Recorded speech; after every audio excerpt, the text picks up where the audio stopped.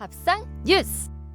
네, 정은정 농촌 사회학자 모셨습니다. 어서 오세요. 네, 안녕하세요. 오늘 어떤 이야기인가요? 예, 스타벅스 커피 가격이 오늘부터 올랐습니다. 아, 예. 예고는 제가 봤는데 오늘입니까? 예, 제가 오늘 MBC 들어오다가 살짝 간판만 보고 왔는데요. 정말 올랐더라고요. 오. 예. 그래서 요마침 뭐 스타벅스가 여러모로 사람들 입에 오르내리고 있네요. 예. 네, 네. 멸공 이것 때문에. 네, 네. 예, 얼마 전부터 가격 인상 예고는 있어 왔고요. 네. 그 아메리카노가 4,100원에서 4,500원으로 올랐고요. 그리고 가장 많이 팔린다는 라떼가 5,000원이 됐더라고요. 네. 그래서 뭐 조금씩 차이가 있긴 하지만 가격 인상이 오늘부터 단행이 되었고, 뭐 스타벅스 측은 8년 만에 올린 거다. 그리고 이제 원두값 상승부터 해서 어쩔 수가 없었다. 이렇게 이야기를 하고 있습니다. 근데 사실 뭐 요즘 오르는 게 한두 가지가 아니잖아요. 근데 굳이 스타벅스에 주목하시는 이유가 뭐예요? 네, 뭐 스타벅스를 둘러싸고 이제 두 가지의 지금 기이한 행보가 이어지고 있는데요.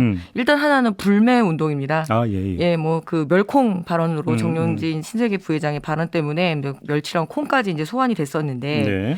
이 소요 사태 아닌 소요 사태가 벌어지고 있습니다. 뭐 여기에 가로세로 연구소 같은 그런 극우 성향의 유튜버들이 나는 가겠다 하면서 이제 스타벅스 막 인증샷을 올리고 있고요. 또 몇몇 국회의원들이나 뭐 시민들 같은 경우에는 불매 의사를 밝히는 그런 행보도 보이는데요. 또 2016년에 처음으로 1조 원을 달성하고 난 다음에 지금 거의 2조 원대에 근접하는 알짜 사업이라고 이렇게 알려져 있습니다. 신세계그룹에. 예. 근데 반대로 이 가격 인상을 앞두고 기프티콘을 먼저 이렇게 그 사재기를 하는 열풍도 지금 함께 벌어지고 있었거든요. 인상 전에 한다. 예, 그러면 이제 기프티콘 거래가에 그대로 사서 먹을 수 있기 때문에 어허. 또 이걸 이제 스벅테크라고 하면서 알뜰하게 이제 인상 전에 사놓자 이런 노하우를 서로 공유하니까 누군가는 가지 말자 그러고 누군가는 이번에 빨리 다 사놔야 된다 그러고 그래서 이 기이한 행보가 지금 계속 이어지고 있네요. 아무튼 뭐 이것저것 다 떠나서 근데 이미 이제 오늘부터 인상이 되잖아요. 네네. 그럼 버스 지나가는 거잖아요. 뭐 네. 굳이 논란이니까 주목을 해야 되는 겁니까? 예, 뭐 이 말씀드린 뭐 오너리스크에 관련한 그런 정치적 논란도 한 몫을 했지만 예.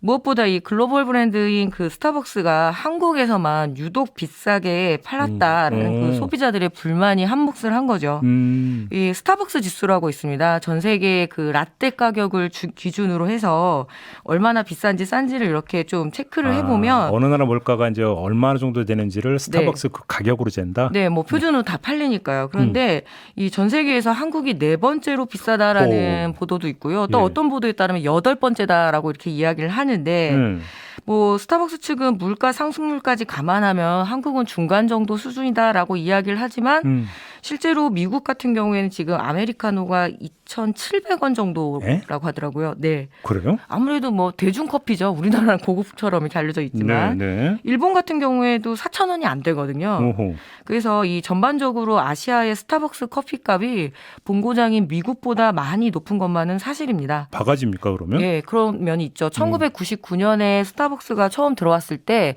아메리카노 한 잔이 3,000원이었는데 그때 저 같은 대학생들 아르바이트비가 시급 1,600원이었거든요.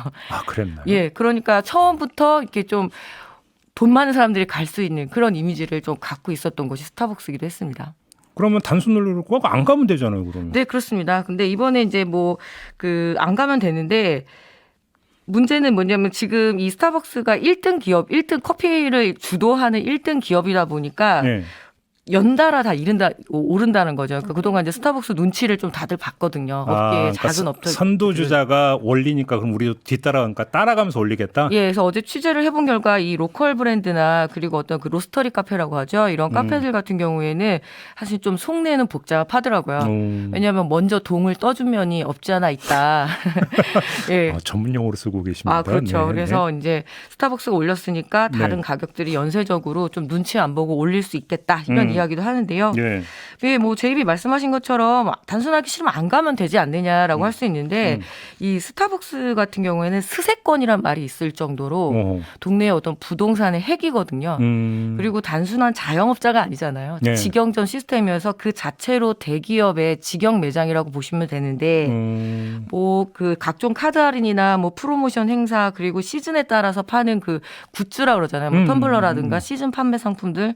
그래서 안 갈 수도 안 갈 수가 없는 거죠. 그러니까 사람들이 약속을 한다거나 비즈니스를 볼 때 가장 목이 좋은 부동산을 차지하고 있어서 건물주들이 새 건물만 올리면 이렇게 스타벅스가 들어왔으면 하거든요. 그래서 근데 작은 카페가 대응하기는 어렵죠. 이런 이야기가 오히려 그러니까 뭐 결과적으로 노이즈 마케팅에 도움이 되는 것일 수도 있잖아요. 네, 그래서 오늘 이 밥상 뉴스에 갖고 오는 거 저도 많이 고민을 했는데요.